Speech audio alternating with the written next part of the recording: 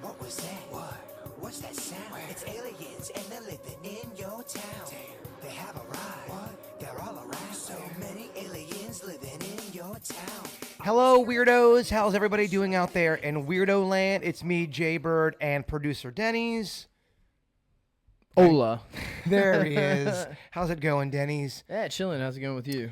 It's going good. We finally have our update for the memorial for Aunt Anne, and it is, drumroll Denny's, this Saturday, April 27th, Das Craft and Pizza, also known as Das Beer Garden, the one in Singer Island. Now, it's 2415 North Ocean Avenue, Riviera Beach. There's two of them, not the one in Abacoa. It is the Das Craft and Pizza in or off Singer Island. Am I right on this, Denny's? That is right, and I'll put the information up at the end of the video as well. Yeah, I want a big shout out to Das Beer Garden. Big shout out to my buddy Jesse Furman, who really made this happen. I know it's been a few moments since Aunt Anne has passed, but it took us a little bit of time to get together. We finally got it together, and I'm very happy. This Saturday, if you can make it, that'd be great. Or we're going to try to play some videos of Aunt Anne, play some of her songs. Denny's might do some stand-up. We'll see.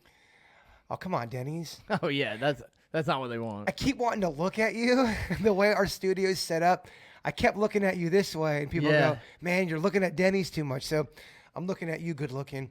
Well, from the far camera, you can kind of see the setup. I'm kind of actually like a little bit behind you or like directly next to you. Yeah. So it's kind of weird. But I think once we get the rest of the guys in here, that'll all kind of situate itself. So I have a voicemail from Aunt Anne that I never got to, and I didn't realize I had a voicemail from her till the other night. I was going through my phone, and I saw, you know, how they got the red button or the little button that says you have a voicemail you haven't checked yet. Yeah. I can't. I don't have the heart to do it yet for some reason. I want to listen to it, but I keep on. I just won't be able to for some reason. Yeah, I hear you. You got to wait till the right moment. Yeah. So there's this thing. Tell me if you like this or not. And I think we've talked about it before. Technology, it can bring back your dead relatives. Do you like this? It's where, let's say I miss Aunt Anne one day and I go and I email her. She emails me back in her own voice, in her own personality, because they now have the technology to do that. Do you like that, Denny's? I don't know, man. I can see how it's comforting, but I think part of the process is letting go of things. Is it comforting or is it creepy? I mean, hey, Ann, how's it going? You want some strombolis and calzones? Yeah, Jay, but I'd love that. That'd be, I don't know. Is that comforting or is it creepy? It's a little creepy. It's probably a little bit of both. It's hard to say. I don't know if I could personally do it. Would you like that? No. I don't like when things aren't real. I always go back to the fake ass. If you're dating somebody, like if you're dating a girl and she always wears a fake ass out, and by the time you guys getting down to the nitty gritty and she gets naked, she takes off her fake ass and it's not her. You know what I mean? False goods. What are your thoughts on that? People who have dating profiles on Tinder and all that stuff, and they've got every filter on there. They've got the angle, so it doesn't even look like them. Are you for it or against it, Denny's? Well, so personally, I wouldn't try to like sell something that's not, the snake oil salesman, like I want people to know the faults. I want those to be there so that it's not shocking to them because I got a fair amount of them, Okay, what are some of your faults? Well, so, I mean, just my lifestyle, kind of like you as a creative person, I've always had issues in relationships because my work schedule has always been in a profession of sound where it's not necessarily a 9 to 5, Relationship issues, I don't know what that's about. Yeah, but it causes because my schedule is so erratic. And a lot of times when I was selling music, I was doing it working for myself. So a lot of that stuff was self-accountability. So I was always working and stuff like that. That prioritized over relationships for me. So a lot of times I struggled with relationships in the past. Well, what made it work? Excuse me, sorry, my voice is going out. What made it work with you and Jen? Well, she's got a similar schedule. That's one nice thing that works is we both work early, but also she already knew my lifestyle going into it that I had a lot of stuff to work. We were dating while we were doing bits and stuff. So she kind of saw how the whole process went. She knew what she was signing on to. Like, again, no surprises. It was all up front. It's kind of like signing on to the mafia. You're in this weird world of morning radio. For real. It's not for everybody. And it's a little bit of a learning curve, especially, I mean, you guys have talked about it on the show with significant others, how they're affected via what you guys say on the air. Because, I mean, you're talking to everybody. And people constantly, you get in trouble occasionally. Well, you get in trouble. You have the person you're with, then you have their family. There's so many variables. There's a lot of variables, man, and yeah, it's a learning process. It's not for everybody. Yeah, it's interesting. I mean, that's what you're talking about is one of my faults as well. So we're equal on that for sure. Definitely. I also, it's funny. I'm not a big drinker these days, but I do smoke, a fair amount of pot. And no, you don't. But I do like somebody, because Jen's not necessarily in that world, but she tolerates it, in a sense. Like, actually, she doesn't even like judge me for it, so it's really nice. I do like that. That was again a thing it was pre-disclosed. Did your exes judge you a lot for smoking weed? Yeah, funny enough, weed's gotten really popular in the last few years. But before that, like when I was in high school and middle school, it really wasn't that cool. Like there was a circle of kids that definitely did it, and they were cool kids. But a lot of people didn't really. It wasn't until like high school or college that I have friends that never even tried drugs till those times. When I went to Oregon, it was everywhere, and nobody seem to have a problem with it whatsoever. Well, it's really becoming. I mean, they're even talking today. I just read about passing it federally here. I mean, that would be. It's at least by the end of this year that would be has gone through, whether it got denied or approved. That's a big. It's pretty big. It's real big. Well, I mean, that literally just paves the way. A lot of states and places. I mean, I get it. The stigma's still there. People still feel the same way they did about the drug, but I mean, they are really finding some good things about it. So the only time I ever have a problem with somebody having a stigma with weed, because if you're straight edge, you are straight edge. You're not doing anything. Yeah, and I get that. So you're judging everybody for sure. They're the highest. It's the people who drink and then judge pot smokers. I'm like, are you shitting me? Are you shitting me? If they're taking anything that's not coffee, I mean, I'm like, you can't. It's a drug still. Alcohol, major mistakes made. Weed, order too much pizza. Yeah. I'm just. Have you heard this bullshit about this girl who's in love with a bunch of zombie dolls? Yeah, I have heard it. I saw an article this morning on it. Do you know the details of this story? More or less. All right, go ahead, give it to the people. Well, so I guess she started collecting zombie dolls, and in her youth, she fell in love with one of them, and then she started getting other ones. So she kind of fell in love with a few of them. So now she's kind of got a predicament where she's got in love with multiple dolls. Okay, so is this girl doing this for attention? Because clearly she's getting it. We're talking about it. Yeah. It's been all over. I read about it this morning. It's been all over social media. So clearly she's playing the attention card right because she's getting it.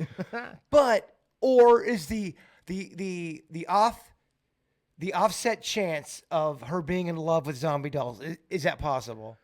Yeah, I mean, she can be in love with it, but does it love her back? That's the question. Is it possible? Is she really in love with zombie dolls? I think it's more for the fame. Like the one woman, I think in Britain, she's in love and in a relationship with a building. She goes and has sex. She goes and has sex with a building. Sorry, I'm getting a little excited over here. I'm a little hot under the collar. All right, so this is zombie lover. She loves her name is Felicity. She's 20 years old, and she's in love with the doll named Kelly. Yes, I am romantic with all of them, but mainly it's usually Kelly. I started to fall for Kelly when I was 16 years of age, and what made me fall for her is just the personality that she had, the spirit, the energy that I felt, and that the way she treated me in my own mentality. Like growing up, like a lot of people, like a lot of the kids, like relationships with other children would disappoint me. Okay, so that's her talking about the zombie doll that she's married to? Yeah. All right. All for attention, Denny's? It's got to be. All for the applause? It's got to be. So, I don't know. Maybe she's got a community. The only thing I would say is, I mean, if she's got mental issues, I feel guilty for making fun of her. Absolutely.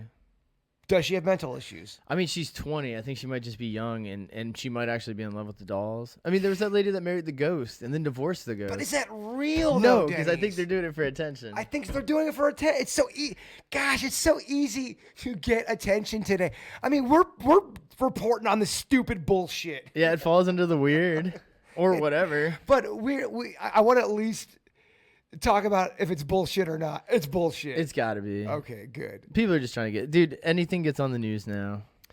And that goes back to your theory.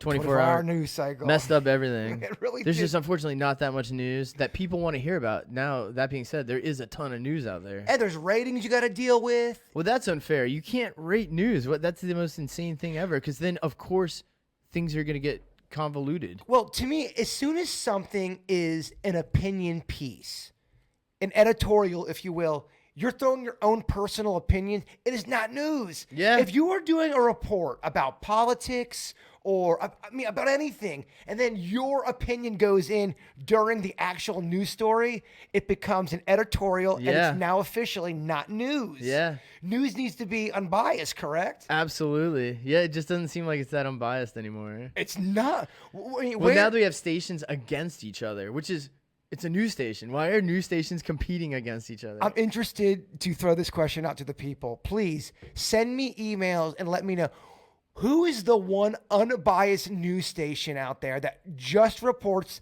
the facts of a story and they don't interject Yeah. any of their bullshit opinions, whether it's from the right or the left or even down the middle? Who is just reporting the facts? And we are going to get so many wrong publications. or any ones we say would be wrong. They just, I'm not nobody can saying- agree on it. I'm not saying shit. You think I'm going to go down that road? Oh, Hell no. Well, I don't trust any of them. You can't. In fact, the only way to ever get real, like, info is to get it yourself, unfortunately. You know, I heard an interesting debate. People were starting to talk about the only news source that they trusted were their friends who had Facebook live feeds or people they trusted in their inner circle Yeah. that had videos that they felt like they weren't doctored. So, for example, you go to a rally or you go to a concert or you go to whatever and some shit goes down and you, Denny's, are recording it. Yeah. And then you upload it to your Facebook. I'm going to trust that source over any other source because I know you. Yeah, and that yeah. makes sense. Well, that makes sense that the only credibility anyone has anymore is their personal relationship to who that other person is. So, like, your credibility is high with me because I know you well. So if you saw something like that, I'd be like, all right, clearly it had to have been something. Now, if our neighbor tells me the exact same thing, I'm going to be like, I think he might be crazy. It's just because I don't know him that well. It all comes down to trust. But as soon as you have somebody's trust, sometimes you're blinded by trust. Trust can blind a person as well. Absolutely. But the catchphrase of old news was news you can trust. We're the most trustworthy. It was big then to have unbiased and be trustworthy. With the rating system, it really effed up everything, man. Once people were starting to fake news things, that's when it got really messed up. Here's an email, Mr. Denny's. It says, I think, tell me if we talked about this on the KVJ show. My wife and I bought a house 3 years ago. We just recently found out that a couple was murdered in the master bedroom by a madman. Apparently, this happened in the 1980s and nobody told us about it. We just met someone who knew the family. He's the one who told us all about it. We looked up the story and it's real. The guy broke in, hacked up the couple who lived there with an axe in their bedroom. How did we just find this out? We are so pissed. We would have never bought this house if we would have known about the murders. Is what our realtor did illegal? Do you have to tell new homeowners if someone got murdered in the house before they buy it? We live in Massachusetts now. We were South Floridians 20 years ago. We had to move for work. Please let me know what you find out. Kyle and Maria. All right. So I did look this up. All right. They are in Massachusetts, and Massachusetts, you do not have to tell somebody that someone was murdered at the house you're buying. In Florida, do you? I don't know. If we had Ryan Beckett, if we had Bitch Boy Beckett here, You can research it. he could do the research. That's a great question. Like a dumbass, I only looked up Massachusetts, but and so some states they have to tell you if someone's been murdered at your place before you buy it.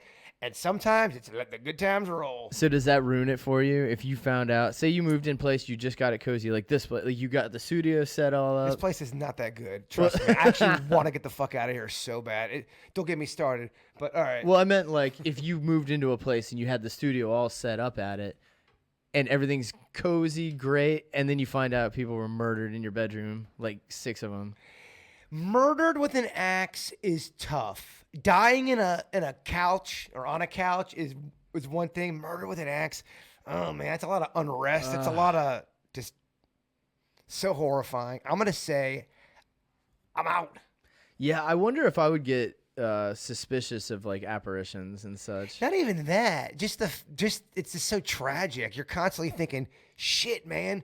People were axed to death in my bedroom. Yeah, I'd have a hard time sleeping. I think that would affect me. I think death affects everybody, whether you want to admit it or not. Yeah. Death does affect you. Denny's, do you have anything you want to add? Cool, man. Yeah, thanks for bringing that up. Thank you guys for clicking on the video. Thank you guys for listening. I want to give you all an update on the Aunt Anne Memorial. It's going to be this Saturday, April 27th, from 3:30 to 5:30 at Das Craft and Pizza off Singer Island. Is it off Singer Island or in Singer Island, Denny's? On Singer Island, yeah. It's right at the end of Singer Island, right there at Riviera. It's the Das Beer Garden. There's one in Abacoa. That is not where it is at. It's the one off Singer Island. And we're going to be playing Aunt Anne videos and just telling some Aunt Anne stories. And if you, the people, want to come and celebrate Aunt Anne's life, we would be just oh so tickled pink if you came and joined us. Denny's, what was your favorite Aunt Anne moment?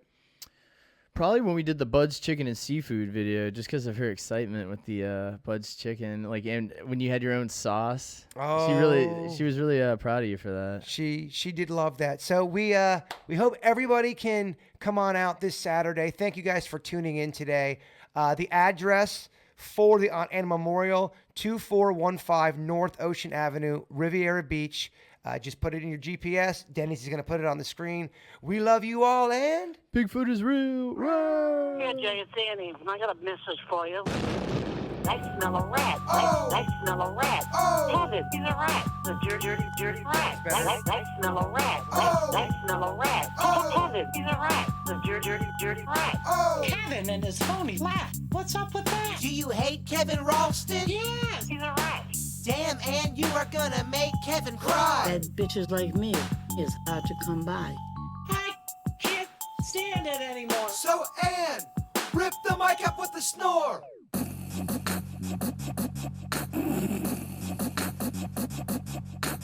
I'm So piss off like a spit nickel. So piss off like a spit nickel. I smell a rat. I smell a rat. Oh. Kevin, he's a rat. The dirty rat. I smell a rat. Oh. I smell a rat. Oh. Kevin, he's a rat. The dirty rat. Oh. Great. Shut up.